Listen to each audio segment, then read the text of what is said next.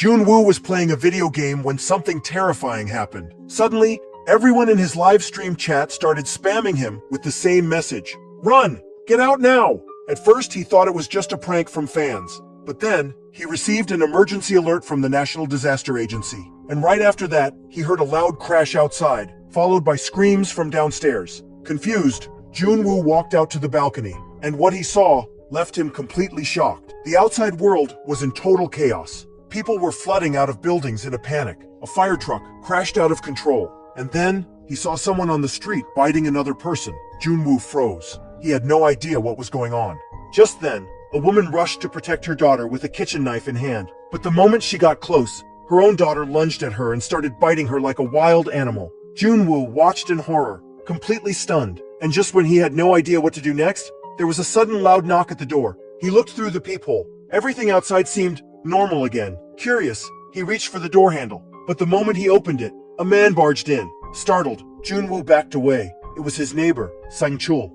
They weren't close at all, and Joon-woo's first instinct was to kick him out. But Sang-chul refused to leave. He begged, "Let me use your bathroom. I'll be out right after that." With no better option, Joon-woo reluctantly agreed and turned on the TV. That's when he finally learned the truth. A mysterious virus was spreading through the city. It turned people into raging zombie-like monsters, and anyone bitten would be infected too. Joon-woo started to panic. He remembered there was blood on Sang-chul's clothes. Frightened, he began looking for a weapon. Right then, Sang-chul walked out of the bathroom. Joon-woo grabbed a knife and shouted for him to leave. Sang-chul insisted he was fine, but in the very next second, his eyes suddenly turned blood red. And then, something terrifying began to happen.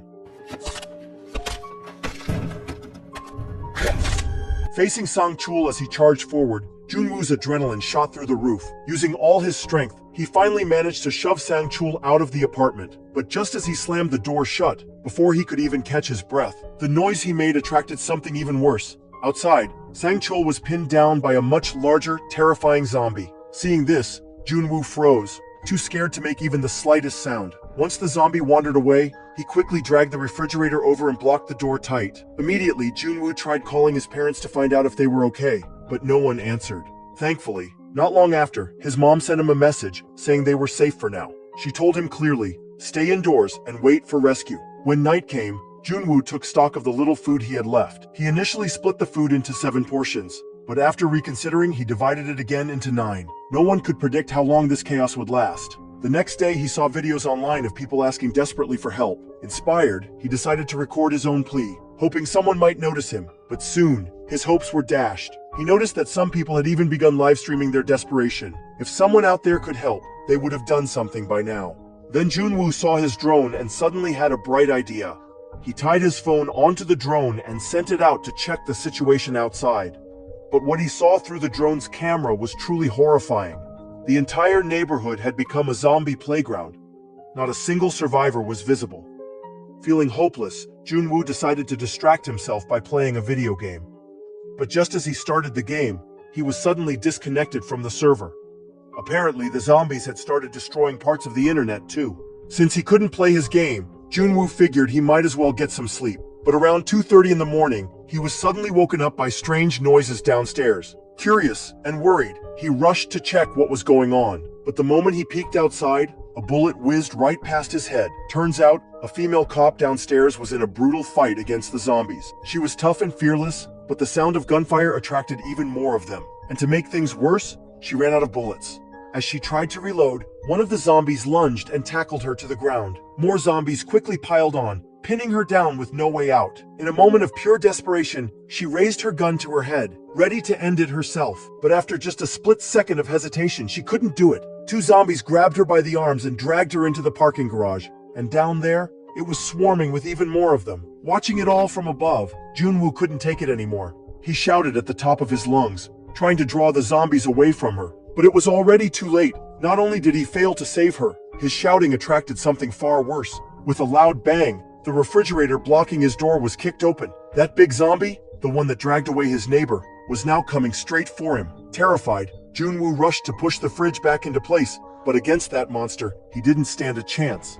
Just as the creature was about to break through, Joon-woo had a sudden realization. These zombies weren't very smart. So, he climbed over the edge of his balcony railing and dangled himself outside, holding on tight. The zombie charged straight at him, missed completely. and fell right off the high-rise building. Joon-woo held on for dear life and barely made it. But as he looked back up, he saw something that crushed his heart. The brave cop had already turned into a zombie. After surviving the chaos, he immediately reinforced the front door. Then, he just gave up on everything. He drank his dad's old wine, ate instant noodles when hungry, took naps when tired, and cried in silence whenever he felt broken. But that peaceful misery didn't last long. He soon ran out of food. Just when he was drowning in despair, he miraculously received a voice message from his mom. But the signal was too weak. No matter what he tried, the message wouldn't play. So he took a huge risk and climbed out the window to find a signal. Finally, he got a connection, but all he heard were his parents' screams as they were attacked by zombies. Knowing his parents were likely dead shattered Joon-woo completely. All the pain and sorrow exploded at once. Now, he didn't even want to live anymore. But instead of giving up quietly, he needed to let it all out. He opened the front door and started swinging his bat at the nearest zombie. He made loud noises on purpose, trying to attract more of them. When there was no response, he even stepped outside. But the moment he walked out, a massive wave of zombies came rushing toward him. Joon-woo, who thought he was ready to die, got scared for real. He ran like crazy, but the other side was also packed with zombies. He quickly pressed the elevator button, but the next second, a massive swarm of zombies came rushing in. Then Joon-woo quickly dove behind a pile of junk and narrowly escaped the danger. Once the zombies were gone, he sprinted back home. But just then, he heard something behind him. Luckily, that zombie had been blind when it was alive and didn't see him. Joon-woo seized the moment, rushed into his apartment, and slammed the door shut. The zombies were immediately drawn to the sound. Surprisingly, some of them still had faint memories from their human lives, and even tried to open the door. Thankfully, they gave up after a while and left. That night, after getting his revenge on the zombies, Joon-woo recorded a final video. He was ready to say goodbye to the world. But just as he was about to take his last breath, a red light suddenly shone through the window. It came from the building across the street. In that instant, Joon-woo realized he wasn't the only survivor. He struggled to untie the rope, then quickly looked toward the red light. To his surprise, a young and beautiful girl was standing across the street. She pointed at him with disgust and called him an idiot. But instead of getting mad, Joon-woo felt strangely happy. He couldn't help but wave at her excitedly. The girl used hand signals to tell him they'd talk again tomorrow at 7. Then both of them returned to their rooms. Just like Joon-woo, the girl had been living alone since the virus outbreak, but she was way better at surviving. She strictly rationed her food and even set up traps inside her apartment to take down any zombies that wandered in. The next day, they exchanged names.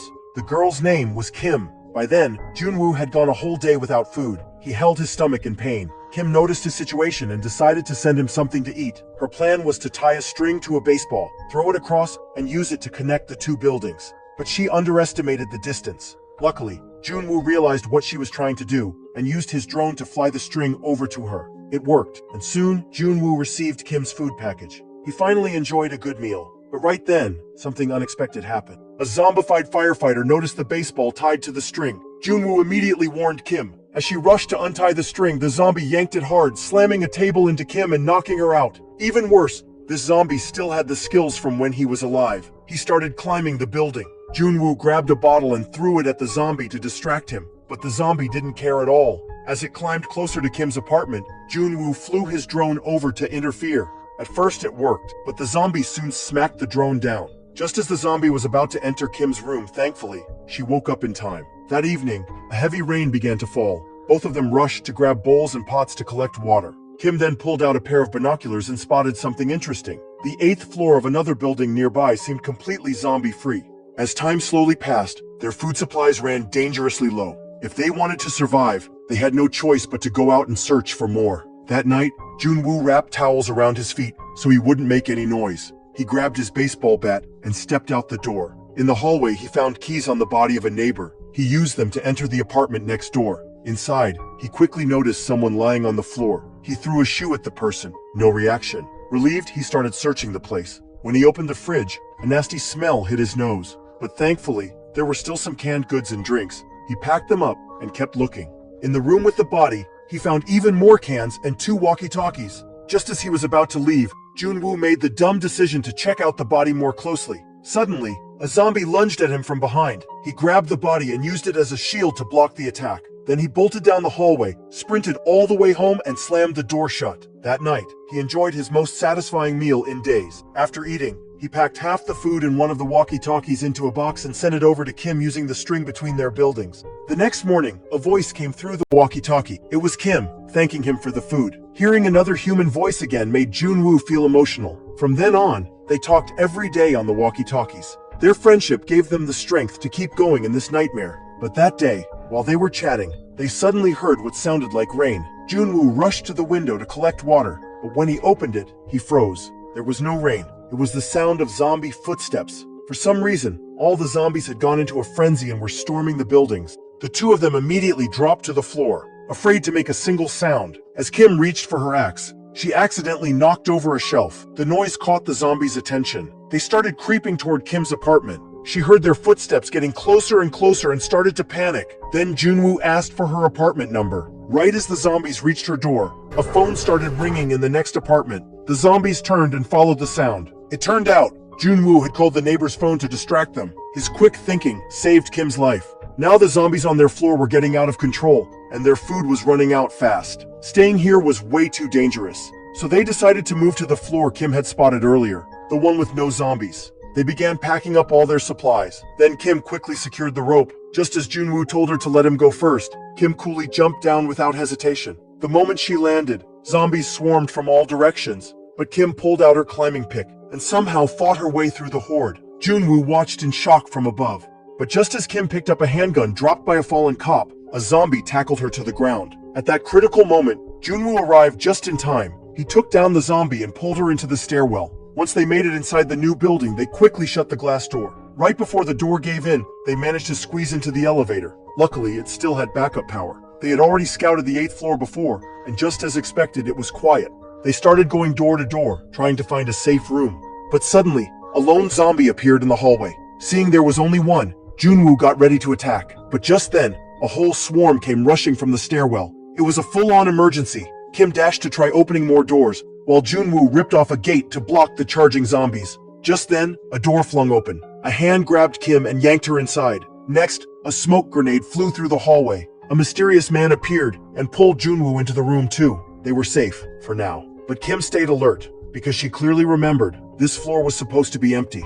The man poured them each a glass of water. Seeing their hesitation, he said he understood. Only after watching him drink it all in one gulp did they finally dare to sip it carefully. It seemed he really was a fellow survivor. Next, he brought out some food. The starving pair immediately dug in like wolves. The man told them to eat without worry. He had just heard on the radio that a rescue team was coming. This news lit up their faces. They were so moved, they nearly cried. Hope was finally here. But Kim suddenly felt something was off. She looked around the room and noticed that none of the family photos matched the man in front of them. Just as she was about to ask him, Joon-woo collapsed beside her. Moments later, her own vision blurred, and she fell unconscious too. The man wasted no time. He dragged Kim toward a back room. When Kim woke up, she was horrified to see a female zombie tied up in front of her. It was the man's wife. He had loved her deeply, and even after she turned into a zombie, he refused to let her go. He couldn't bear to see her starve, so he lured in survivors to feed her. The family who once lived here had all become her food. Outside the room, the man slowly loosened the rope holding his wife. Kim screamed and scrambled back in fear. Just then, Joon-woo woke up, and in a panic, pointed his gun at the man. But the man looked him in the eye, and calmly let go of the rope. Joon-woo dove forward, trying to grab the end of it. But the zombie's strength was too much. The rope slipped away. Joon-woo rushed to the door, only to find it had been locked. A terrible scream echoed from the room. Then, silence. Had the zombie finished her meal? The man slowly opened the door, only to have the zombie lunge and bite into his neck. Turns out Kim had covered the zombie's head with a pillow and managed to survive. Watching the man still trying to comfort his zombie wife, Kim couldn't take it anymore. She pulled the trigger, ending their suffering. But the gunshot, it attracted a flood of zombies into the building. Faced with certain death, Kim and Joon-woo exchanged a bitter smile. They raised their guns, ready to end it all.